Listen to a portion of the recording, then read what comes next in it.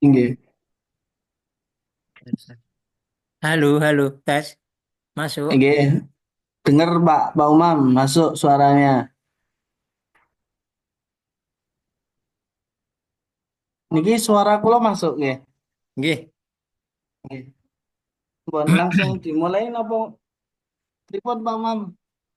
nggih, sebentar, sebentar. Nah, tak tak ngatur posisi yang enak.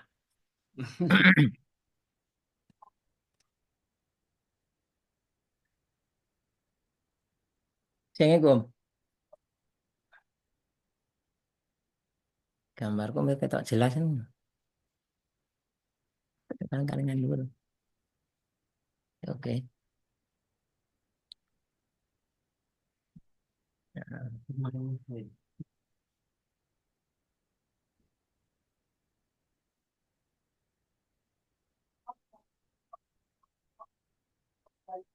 Nggih, bisa. Nggih. Monggo. Nggih, bisa dimulai nggih. Nggih. Eh, Assalamualaikum warahmatullahi wabarakatuh. Assalamualaikum warahmatullahi wabarakatuh. Bismillahirrahmanirrahim. Alhamdulillahirabbil alamin wassalatu wassalamu ala asyrafil anbiya'i wal mursalin. Sayyidina wa maulana Muhammadin wa ala alihi wa sahbihi wa barik wa sallim ajma'in. Qala Allah Ta'ala fi kitabihil karim. Bismillahirrahmanirrahim.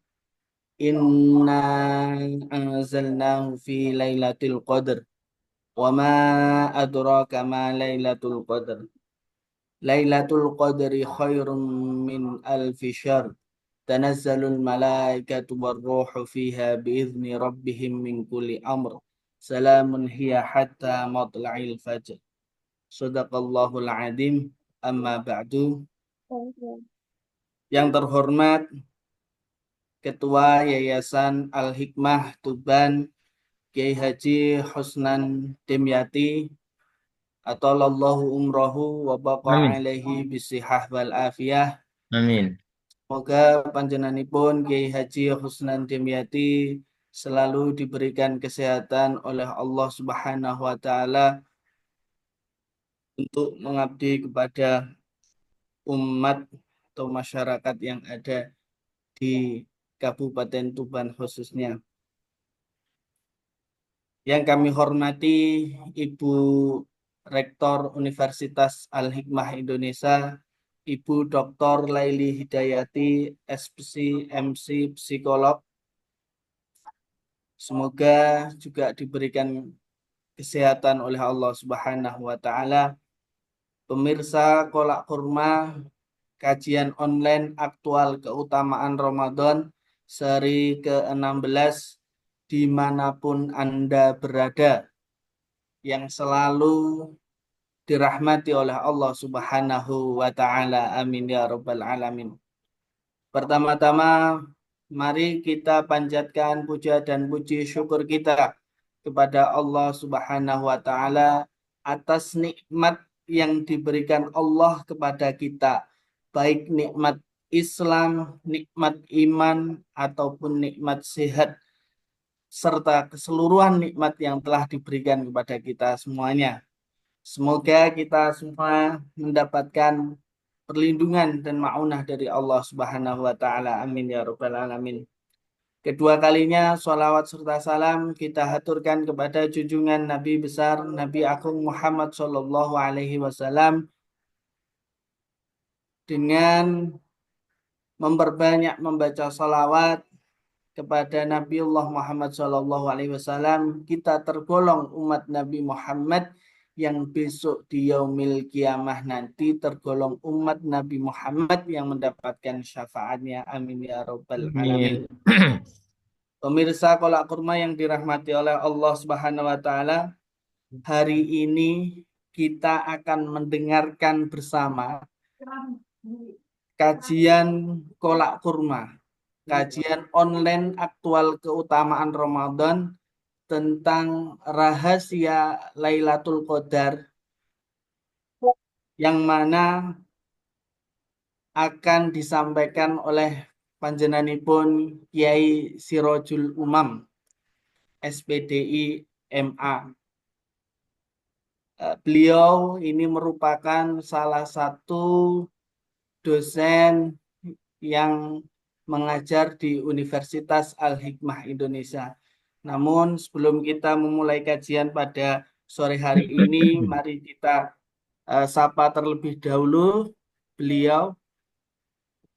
Assalamualaikum Pak Sirojul Umam.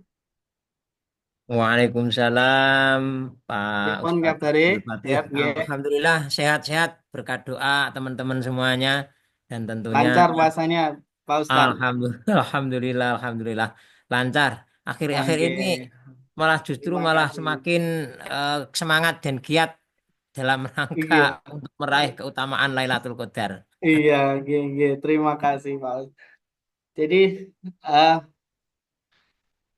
terima kasih ke Pak Yai Sirojul Umam. Jadi semoga apapun yang kita jalani hari ini selalu diberkahi oleh Allah Subhanahu wa taala.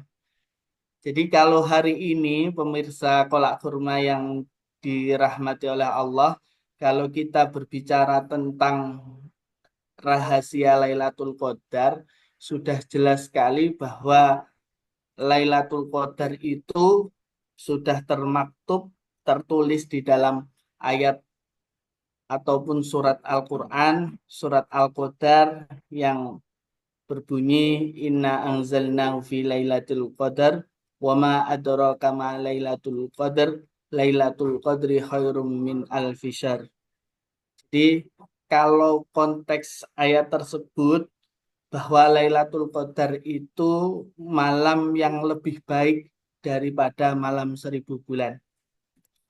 Jadi itu merupakan salah satu keutamaan yang ada di bulan Ramadan. Salah satunya adalah mendapatkan Lailatul Qadar. Nah, tanpa panjang lebar, mari kita bersama-sama kita dengarkan penjelasan dan penjabaran dari beliau Kiai Sirojul Umam. Nanti pemirsa yang ada, Anda dimanapun berada boleh bertanya melalui kolom komentar yang ada di media sosial YouTube ini. Kepada beliau waktu sepenuhnya kami persilahkan. Assalamualaikum warahmatullahi wabarakatuh. Terima kasih atas waktunya. Bismillahirrahmanirrahim. Alhamdulillahirabbil alamin. Nahmaduhu wa nasta'inuhu wa nastaghfiruh. Wa na'udzu min syururi anfusina wa min sayyiati a'malina. May yahdihillahu fala mudhillalah wa may yudlilhu fala hadiyalah. Wassalatu wassalamu ala Sayyidina Muhammad ibn Abdillah wa ala alihi wa sahbihi wa man tabi'ahu ila yaumil qiyamah amma ba'du. Hadratil mukarramin wal mukarramat yang amat sangat kita muliakan semuanya, wabil khusus panjenenganipun Romo Kiai Haji Kusnan Dimyati yang selalu kita harapkan fatwa dan mauidhohnya. Ibu Laili Hidayati selaku apa jenenge lali aku, selaku apa namanya, Rektor Pak Yai. rektor, ini rektor lalu rektor di Universitas Al-Hikmah Indonesia yang saya hormati, segala semua sivitas di Universitas Al-Hikmah Indonesia yang saya banggakan, dan utamanya dosen muda Pak Abdullah Fatih SPDI MPD yang kami banggakan pula. Syukur Alhamdulillah di sore yang cerah ini kita dapat bertemu walaupun lewat eh, tidak bertemu secara langsung, tapi di dunia maya dalam acara kurma atau kajian online aktual Ramadan 1446 Hijriah dalam keadaan sehat walafiat. Salawat serta salam senantiasa kita limpahkan kepada baginda Nabi besar Muhammad Sallallahu Alaihi Wasallam yang dengan ucapan salawat ini semoga menambah rasa mahabbah kita, rasa semangat kita dalam rangka memegang syariat-syariatnya dan melaksanakan syariat-syariatnya dan sunnah-sunnahnya yang dengan harapan semoga kita juga termasuk umat yang dicintai oleh beliau dan tentunya mendapatkan syafaat. Amin Allahumma amin. Para pemirsa Kolak Kurma yang berbahagia. Di pertemuan kali ini saya akan mengupas tentang rahasia Lailatul Qadar. Oh ya, saya ucapkan selamat kepada semuanya saja yang saat ini alhamdulillah bisa melaksanakan eh, puasa yang ke-23.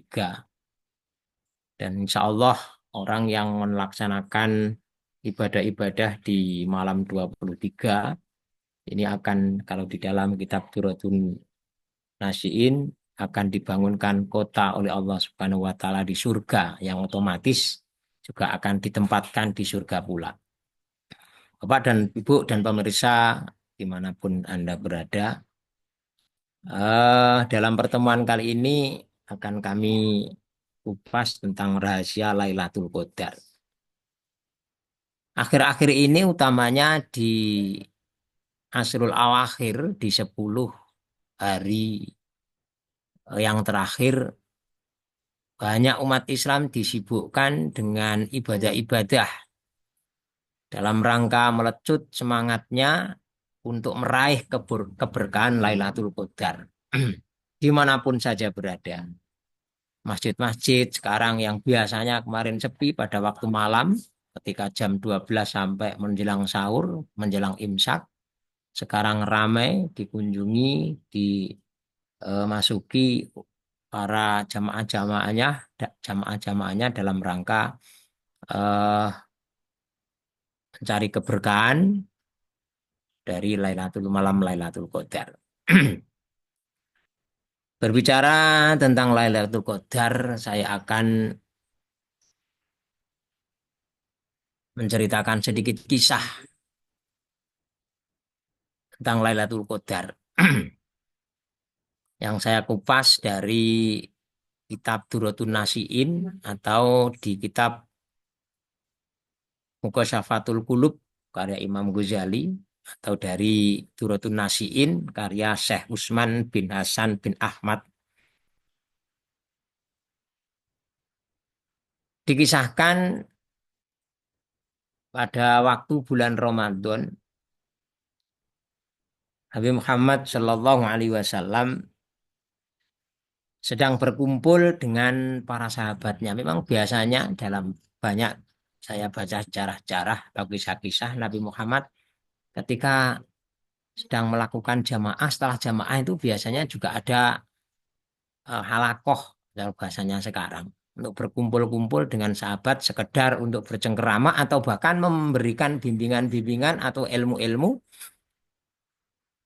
kepada sahabat. Ketika berkumpul dengan sahabat, tiba-tiba Nabi Muhammad diam sejenak dan itu diketahui oleh sahabat.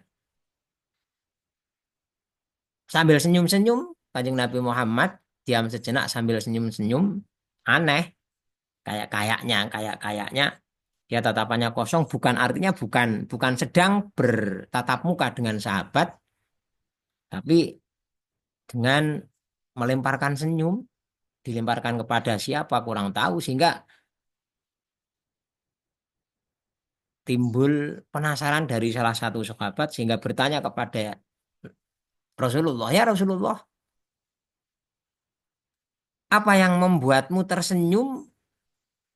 Apa yang membuatmu tersenyum ya Rasulullah?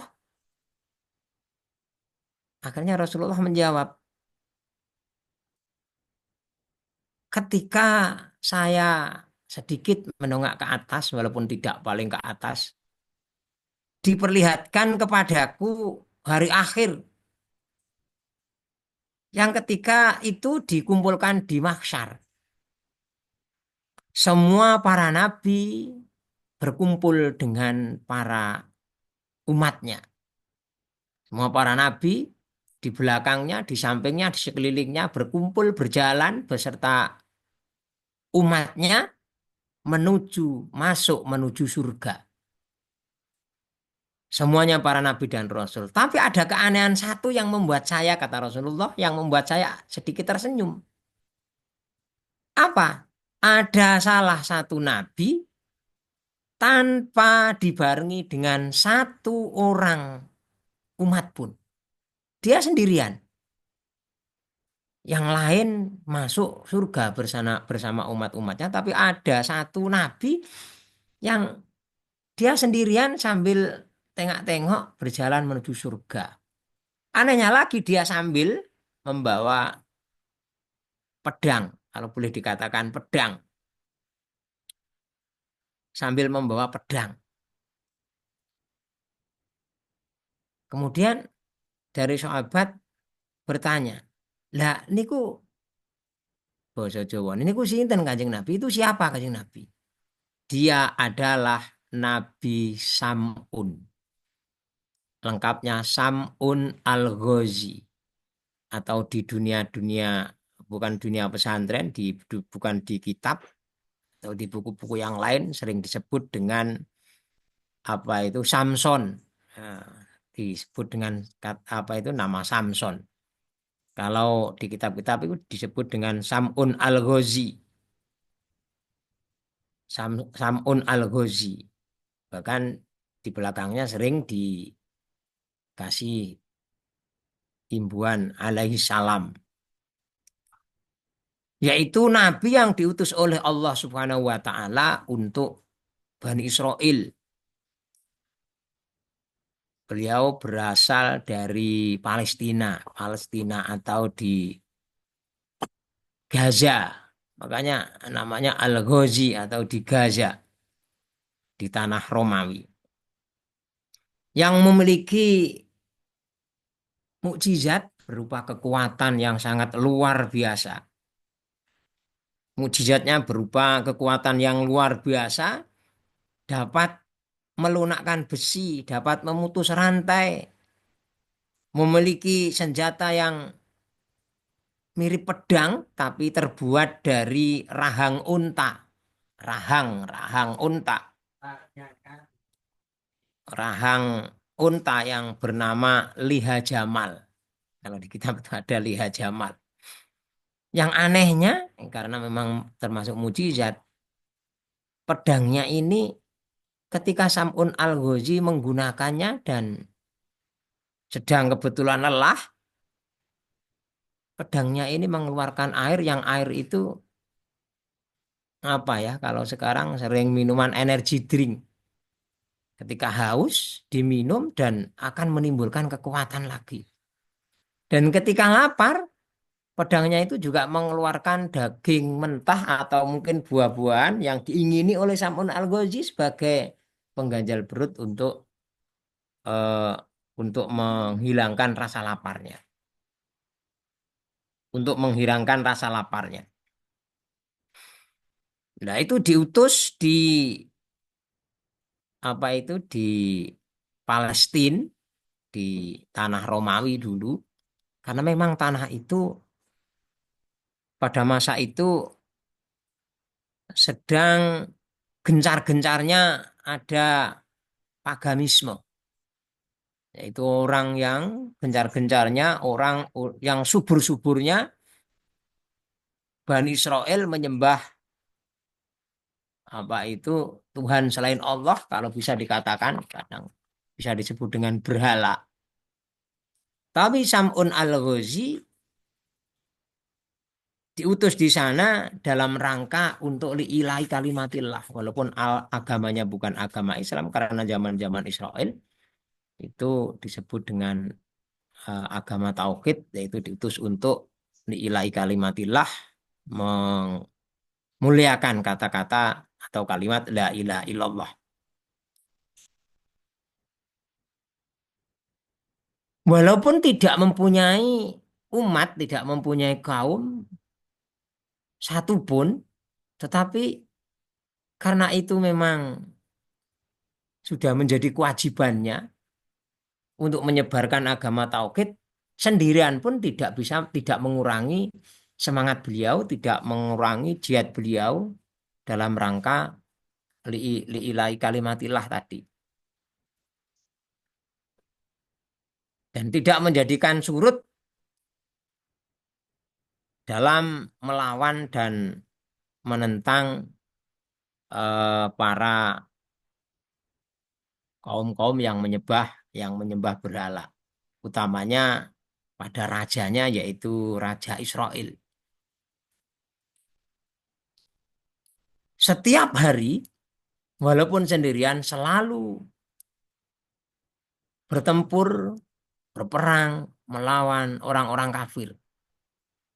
Selalu dan selalu sendirian, bahkan sampai dapat membunuh ribuan orang-orang yang ketika diajak dan dikenalkan dengan kata-kata la ilaha illallah, dikenalkan dengan Tuhan, beliau tidak mempedulikan.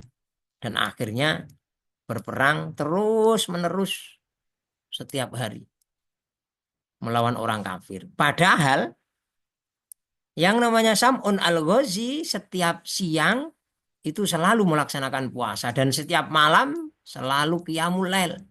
Malam tidak tidur, siang tidak makan, tetapi dengan kekuatannya karena memang mukjizat selalu berperang bisa membunuh ribuan orang-orang kafir. Dan ketika ribuan orang kafir dari orang Israel ini terbunuh, ini juga menjadikan nyali kecil, nyalinya ciut, nyali menciut dari orang-orang Israel. Wah, kalau setiap hari ribuan, kalau ribuan orang sudah dibunuh oleh Sam'un al-Ghazi, ini berarti semakin hari semakin berkurang. Dan apalagi itu sendirian, kita ribuan saja, kita banyak ratusan dan ribuan saja kita dapat dikalahkan oleh Sam'un al-Ghazi. Bagaimana kalau semakin hari semakin berkurang? Akhirnya para punggawa-punggawa kerajaannya, punya punggawa kerajaan penggede-penggedenya dari kerajaan Romawi ini dipanggillah untuk menemukan bagaimana cara untuk melemahkan atau bahkan sebisa mungkin kalau bisa membunuh Sam'un al-Ghazi. Bisa membunuh Sam'un al-Ghazi. Akhirnya bertemu di Pasebanan untuk merapatkan bagaimana cara untuk menangkap Sam'un al-Ghazi. Pertama, ada yang mengusulkan bagaimana kalau dibuat cara bahasa sekarang sayembara. Siapa yang dapat menangkap Sam'un al-Ghazi nanti akan kita kasih hadiah berupa emas-emasan atau mungkin jabatan sekalipun dan kekayaan akan kita berikan hadiah sebagai imbalan karena dapat membunuh atau menangkap Sam'un al-Ghazi.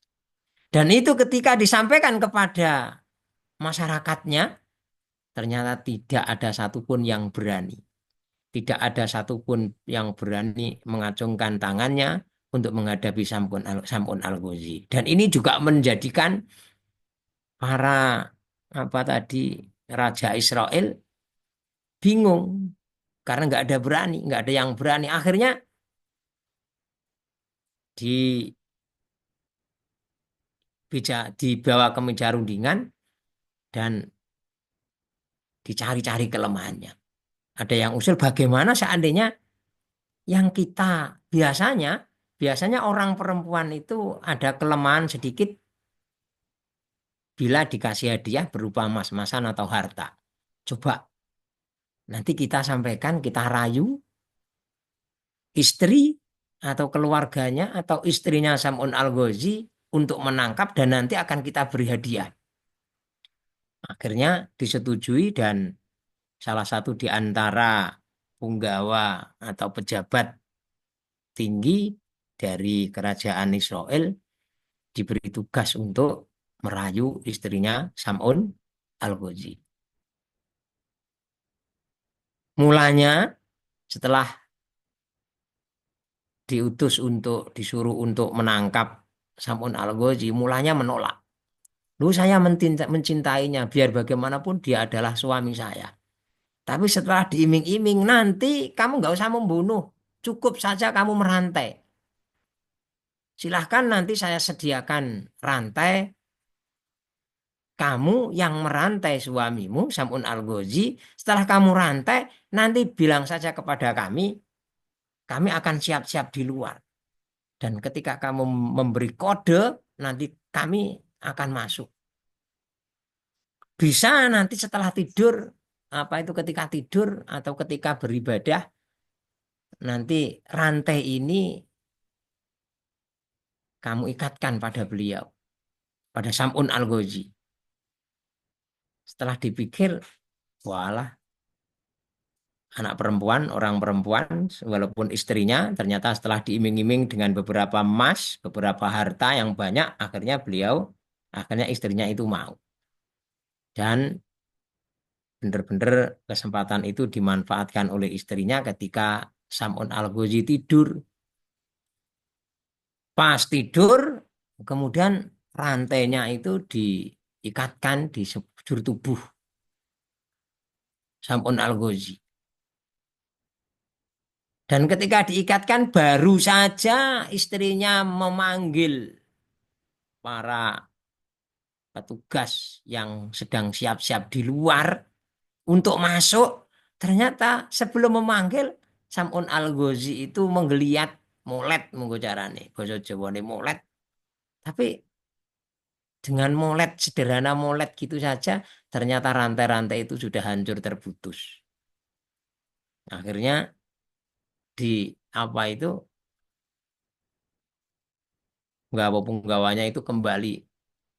Kemudian mempersiapkan lagi dengan besi-besi yang sudah apa itu, yang sudah kuat, tidak rantai tapi langsung diikatkan di tangannya mungkin ketika tidur. Dan ternyata yang kedua kalinya juga gagal. Yang ketiga kalinya gagal. Ketika dilaporkan oleh rajanya bahwa Sam'un Al-Ghazi sudah 2-3 kali dirantai. Tapi ketika bangun, rantai itu tidak berpengaruh apa-apa pada Sam'un Al-Ghazi. Akhirnya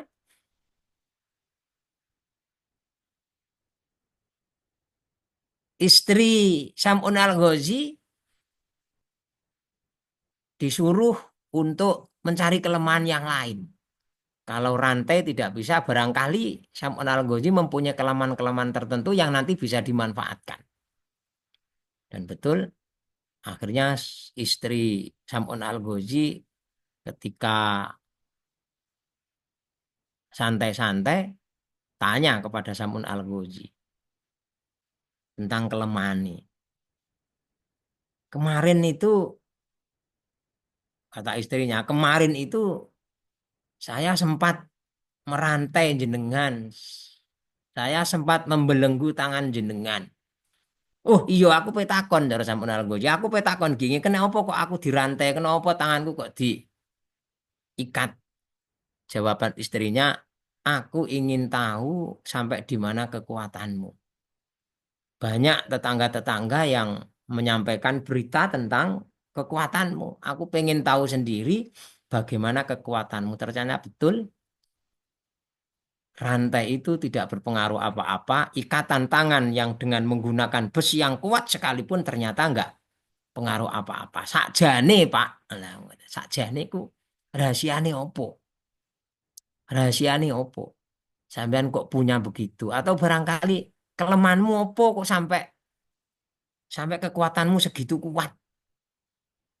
Ternyata keterucut omong, terlepas bicara.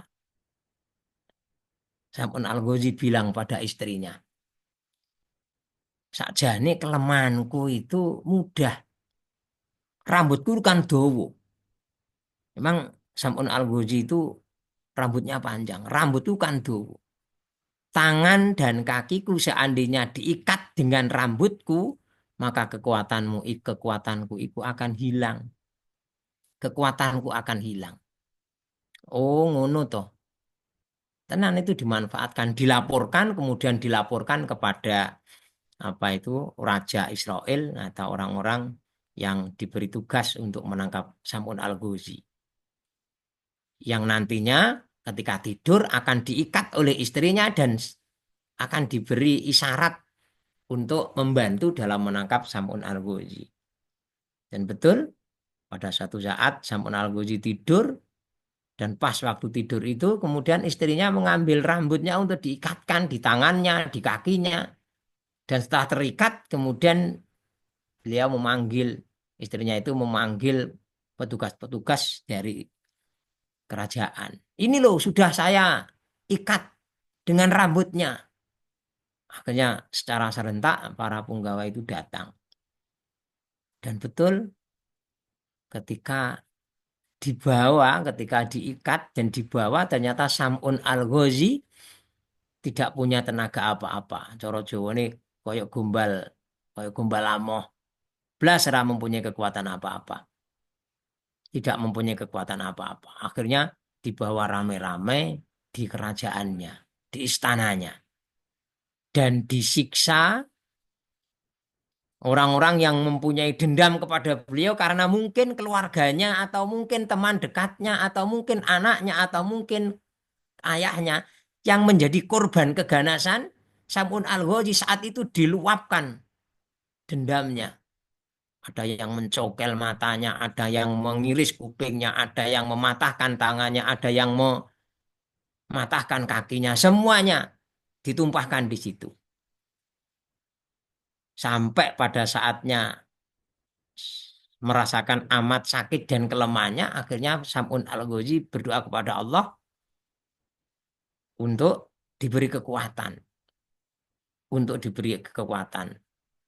Sam'un Al-Ghazi minta ampun kepada Allah, istighfar kepada Allah, minta ampun kepada Allah karena bersalah, yaitu menyampaikan kelemahannya kepada istrinya. Sekaligus berdoa kepada Allah. Dan karena memang Nabi doanya mustajab, akhirnya doa itu diijabahi oleh Allah. Apa doanya? Agar kekuatannya dikembalikan. Akhirnya betul diijabahi oleh Allah seketika dan kekuatannya kembali penuh dan saat itu kekuatannya diwujudkan dengan bergerak, menggerakkan badan ke kanan dan ke kiri dan tangannya mungkin karena itu diikat, digerakkan begitu saja akhirnya tangannya itu terlepas dan tiang-tiang yang ada di kerajaan itu, di istana itu kemudian dipukuli dan runtuh semuanya. Akhirnya semua kerajaan apa itu yang berada di dalam kerajaan termasuk di dalam istana termasuk istrinya semuanya meninggal, mati semuanya. Sementara Sam'un Al-Ghazi tangannya kembali pulih, kekuatannya kembali pulih, matanya kembali pulih, semua yang dipatahkan oleh orang-orang yang dendam kepada beliau ternyata dipulihkan. Mendengar cerita ini sampai sahabat itu akhirnya menangis. Satu alasannya karena saake kasihan kepada Sam'un Al-Ghazi. Yang satu juga mau apa itu menyupport memberi tenaga ekstra untuk ingin berjuang dengan segala kemampuannya dalam rangka li'ilai kalimatillah. Ketika yang itu ditanya, bagaimana? Kamu kok menangis? Kamu kok begini ekspresimu? Kenapa? Saya ingin seperti Sam'un Al-Ghazi. Saya ingin seperti Sam'un Al-Ghazi. Siang puasa, malam menggunakan dimanfaatkannya waktu malam untuk semuanya berjuang kepada Allah. Dan itu sampai 1.000 bulan. Itu sampai 1.000 bulan. Dan 1.000 bulan itu dihitung sampai 83 tahun. Sam'un Al-Ghazi berperang li'ilai kalimatillah dengan segala kelebihan mukjizat yang telah diberikan oleh Allah kepadanya berjuang sampai 83 tahun atau 1.000 bulan sampai 83 tahun seusia orang digunakan untuk beribadah kepada Allah. Sampean pengen kayak itu. Kamu ingin kayak Sam'un Al-Ghuzi. Sahabat jawabnya, iya ingin. Tapi kamu tidak usah seperti Sam'un Al-Ghuzi. Sam'un Al-Ghuzi itu seorang nabi. Dan itu adalah pada masa zaman Israel. Dan kalau umatku, kata Nabi Muhammad, umatku ingin mempunyai pahala seperti apa yang dilakukan oleh Sam'un Al-Ghuzi, yaitu dengan mengamalkan Lailatul Qadar atau memanfaatkan malam-malam Lailatul Qadar untuk beribadah kepada Allah itu sama dengan beribadah 1000 bulan atau 83 tahun. Seiring dengan turunnya ayat Al-Qadar, Bismillahirrahmanirrahim. Inna anzalnahu fi lailatul qadar. Inna anjalnahu inna. Sesungguhnya saya anjalna menurunkan. Hu Al-Quran. Inna anjalnahu fi lailatul qadar. Sesungguhnya saya menurunkan Al-Quran pada waktu Lailatul Qadar. Ini Allah menurunkan Al-Quran dari Lauhul Mahfud ila Sama'il Ard itu pada Pak, waktu Pak Lailatul Umam, Qadar. maaf, Sekaligus nggih. nggih. Nggih. Iya, ya. Ini waktunya kurang 1 menit setengah ini tiba-tiba ini dari panitia Oh, langsung nggih, nggih, nggih. dicepetake. Terima kasih. Ya, nggih, nggih. Kita cut langsung saja. Sedikit yang saya sampaikan berkaitan dengan Lailatul Qadar eh, dari para ulama memberi penafsiran bahwa Lailatul Qadar itu potensi Lailatul Qadar itu berada di asrul awakhir di 10 hari yang terakhir utamanya adalah pada tanggal-tanggal yang ganjil. Tetapi dari Imam Ghazali eh, saya sempat membuka di I'anatul Talibin fa awalu yaumul ahad fa yaumul isnin langsung saja kemarin itu puasanya dimulai fa yaumus sabti faya lailatu fi salasin wa isrina. Lailatu salasi wa isrina. Ketika yang intinya ketika eh, puasa bulan Ramadan itu diawali pada hari Sabtu, maka Lailatul Qadar potensinya berada pada eh, tanggal 23 tadi malam. Tetapi lepas dari itu semuanya, para ulama yang mencapai bahwa